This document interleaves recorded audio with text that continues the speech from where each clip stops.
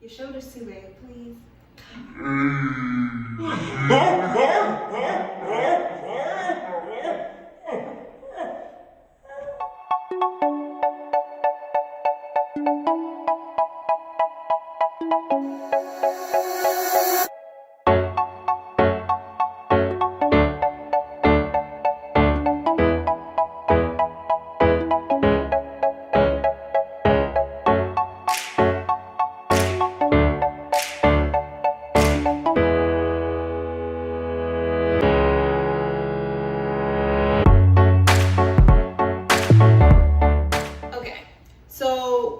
We're gonna go over the steps that we've taken to get to this point that we're at today and go over what exactly we're waiting for today and what's about to happen. Okay, so initially when we both were on the same page and we decided, we were like, hey, you know, now it's time for us to expand our family. It's time for us to grow. We actually was referred to the Fertility Center of Charleston, a coworker who already went through the process and gave it like 2 thumbs up. So we, Brittany, called them to set up an appointment and no one picked up. It went straight to voicemail, I'm assuming. Mm-hmm. And she left a message stating her name, what she wanted to do and all that good stuff, and then they ended up emailing us, right? No, they called me back and they told me that I had to fill out that form. Okay. And I had to have a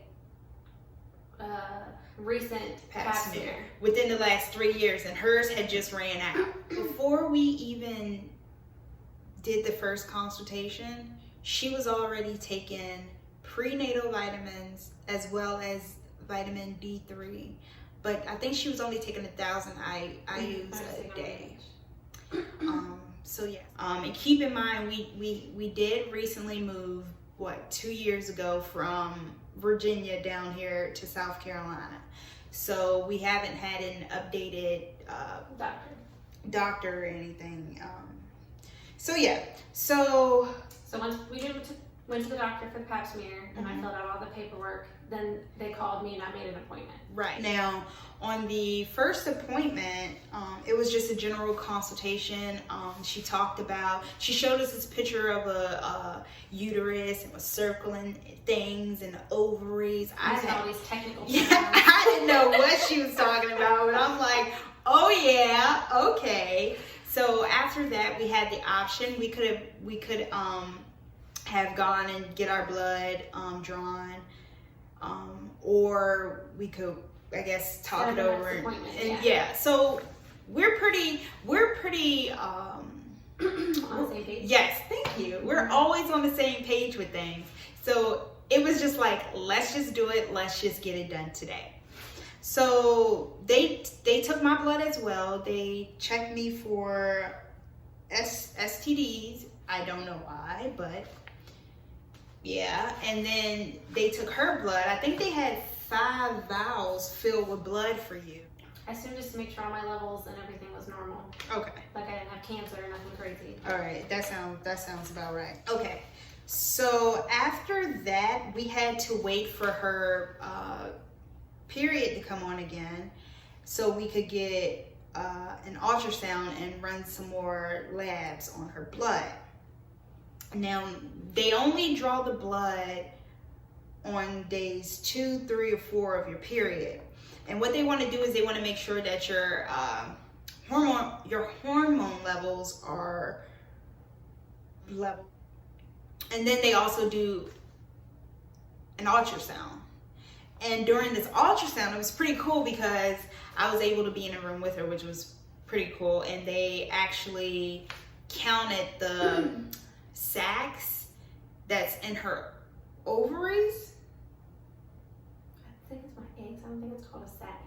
Her egg sac. Her egg sac that's in her ovaries. That's what we're going to call it today. And she had like 13 on one side, 9 on the other side, like fertile myrtle. is what I thought when I initially saw it. I'm like, fertile Myrtle. So everything with that looked good. So then they sent results from the blood test, and my D3 levels were low, and my thyroid was low. So we had to up that. Now you take 3,000 IUs of vitamin D3 along with my prenatal, along with a prenatal, along with my Synthroid. along with her Synthroid. So yeah, that was pretty fun. So then obviously we had to wait for another cycle. So we started this in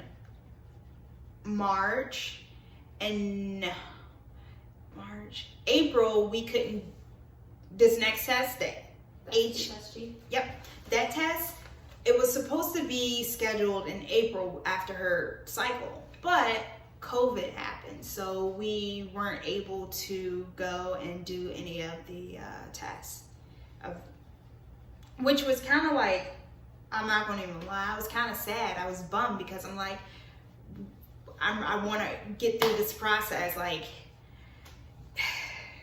makes your anxiety go through the roof. But anyway, so finally last month, May, we actually set up an appointment. We were able to set up the appointment for the HSG test. What that entailed was Boom. me getting dye shot up my cervix through my fallopian tubes to make sure that they were open to be susceptible to the sperm for when I get inseminated. You heard that, didn't you? Susceptible. Okay. And before we went to that test, you made sure that I ate a meal. They said it's supposed to be an hour before, but I ate literally right like 30 minutes before we went. She did. And then to take a leave or any type of Tylenol to help you with the pain. They said it's supposed to be really painful, but I didn't think it was that bad. Like they were saying that you would feel like you're cramping, like if you're on your period, but it was just a little It was just uncomfortable. It wasn't really painful. So during that test, I wasn't able to go into the room with her because they were using radiation. So I had to like sit outside. They got this little waiting room area outside the actual exam room, and I just heard, like, I heard, everything looks good, and I'm up here just shaking my little legs. I text my mom and was like, I just heard them. They said everything looks good. And then the nurse came out and showed me this picture of her my uterus. Her uterus, and I don't know what I was looking at, but I was like, I felt like a proud mama, and it was nothing even in the uterus, but they were like, everything looks good, everything looks great. And then they also retest her thyroid level, and the Synthroid is working, so I just have to keep taking that. Okay, so June 1st, we had an appointment through Teledoc. Yeah. Is that what it's called? I think so. Telemed. Something. And Tell Us Something, where we pretty much FaceTime the doctor. And she pretty much went over everything with us and pretty much let us know that everything... Approved us for the go-ahead. Boom, everything was, I'm not going to say perfect, but everything was great. We have the green light to continue the process. We also have to include this. I don't know if it's required by every state, but we had to do a counseling session. Oh, I forgot about that. Yeah, that was pretty interesting because we went into it thinking that it was gonna be awful. Yeah. And obviously we both were nervous. Like Brittany was just shaking like that. I'm like, oh man. But the counselor was actually very nice. She was easy to talk to. It lasted about an hour. I think what that was really for was to make sure that mentally we know what we're preparing ourselves for. Like we're not just jumping into something without actually knowing. She wanted to make sure we were mentally stable, I guess. So after that appointment, she informed us that now we have to wait for Brittany's cycle to begin. Once her cycle begins, we have to call them. And then they're gonna have her come in every other day. I think Monday, Wednesdays, and Fridays. Correct me if I'm wrong. Oh, are you waiting for me? Yeah, that's what it says. So Monday, Wednesday, and Friday, she's gonna have to go in to test her levels. Meanwhile, while I'm taking pills and giving myself shots to have my it's levels. one shot. It's one shot. Right. We're gonna be doing a medicated IUI. We're gonna start with Litrazole, and that's a medication that lowers the estrogen levels in her body, and it encourages the body to grow more than one egg at a time. It's similar to Clomid. So I don't know if she's going to prescribe Clomid or Litrazole. I don't know which one she's going to prescribe. But yeah, so we're going to take that so she can produce more than one egg at a time. And then she's going to have to do these FSH shot injections. FSH injections. Yes. What is that thing? I can't see what that says. You need my glasses? Follicle stimulating hormone shots. Yes. So that's going to get the ovaries to stimulate the growth of multiple eggs. For some reason, they just want her to grow multiple eggs at one time. I think they're pushing for twins. I hope. And then you got to do another one? It's just a one-time shot. HMG the shot. Day before. Is that the trigger shot? The day before I get inseminated, I have to get a shot. And see, I know I'm a little balchy when it comes to stuff like this, but we're going to document all of this. So I'm not just saying all this to you and then you got to catch up. We're going to actually go over all of this. This is just what we're waiting on now. And I'm just trying to get her cycle to hurry up and come on, but it's not listening to me for some reason. But as always, thank you guys for tuning in. Be sure to like if you like our content. If you have any questions about the process that we're going through and we can help you in any way by answering them, let us know also. What she said.